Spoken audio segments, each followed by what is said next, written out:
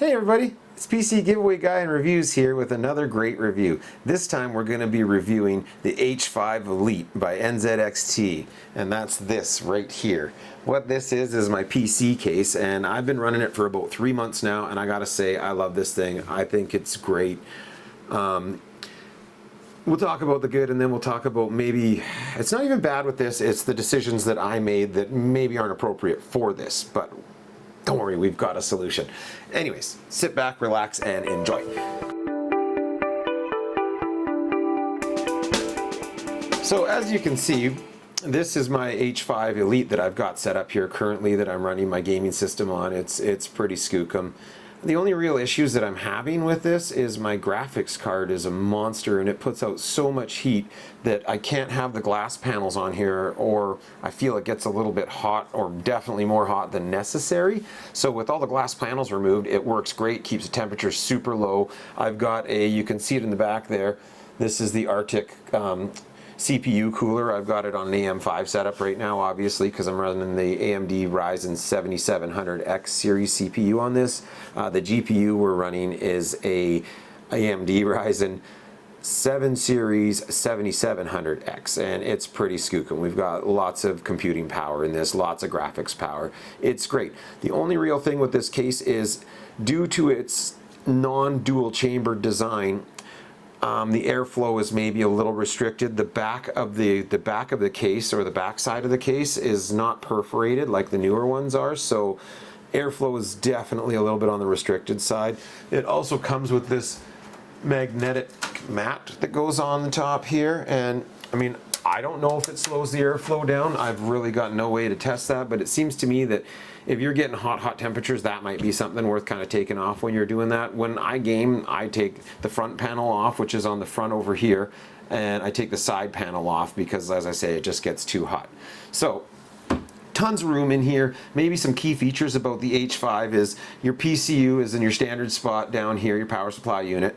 Over here there's an angled fan. You can kind of sort of see it in the background. What this is doing is shooting air directly up onto my GPU or my graphics card here.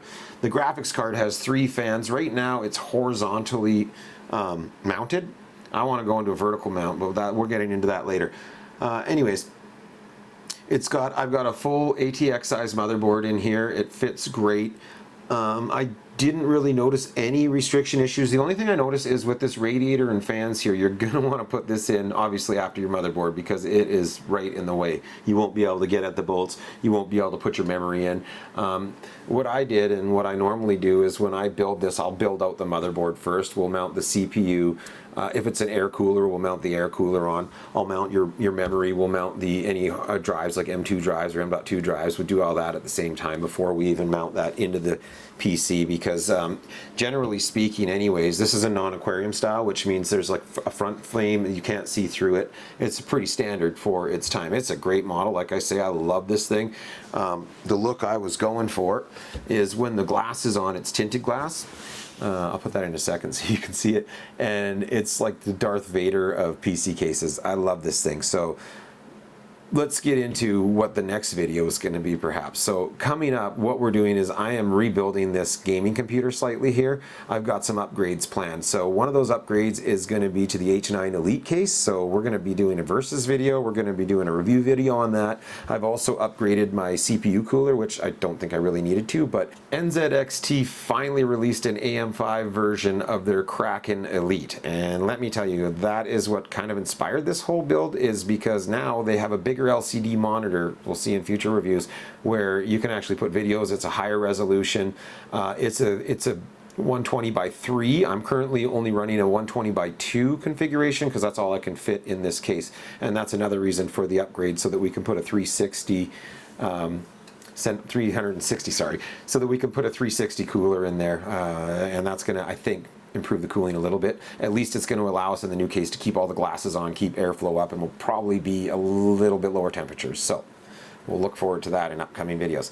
Hope you enjoyed today's video, guys, and that was the review for the H5 Elite. Remember, as always, be kind to each other. We'll see you in the next video.